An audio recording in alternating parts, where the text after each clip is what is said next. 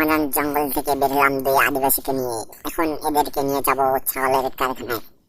পাও দুটা ঘাড়ে তুলে হাত দিয়ে আমরা অবশেষে হাঁটা শুরু করলাম ছাগলের কারখানায়।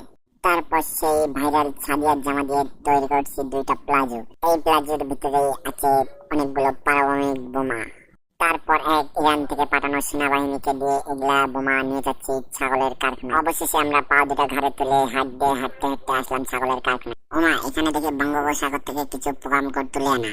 তারপর হাঁটতে হাঁটতে ছাদের আব্বুর সাথে দেখা। ছাদের আব্বু বলতেছে আমাকে ট্যাক্স না দিয়ে যাইতে পারবেন না, এগুলো কি অ্যাটম বোমা, আমাকে কয়েকটা অ্যাটম বোমা দিয়ে দাও। তারপর আমরা ধীরে ধীরে তাকে অ্যাটম বোমা বের করে দিলাম। তার বলে এটুকুই হবে না, আরো লাগবে। তারপর আমরা খোঁজা শুরু করলাম যে আর কোনটা বোমা দেওয়া আছে, কোনটা বোমা নষ্ট আছে। খুঁজতে খুঁজতে খুঁজতে খুঁজতে অবশেষে ছাদের প্লাজোর ভিতর থেকে কিছু ছোট ছোট অ্যাটম বোমা বার করে দিলাম। তারপর আমরা আবার প্লাজো কুটে কেটে পাও দুটা ঘাড়ে তুলে হাত দিয়ে হাঁটা শুরু করলাম ছাগলের কারখানায়। তারপর ভাইয়াল ছাদিয়ার জামার সাথে দেখা। সে বলতেছে আমাকে দেখাও ক্যামেরার মধ্যে, আমি তোমাদেরকে কুরকুরি খাওয়াবো। তারপর আমি শুনতে পাই এখানে নাকি ছাদিয়ার টকটক ভিডিও করে।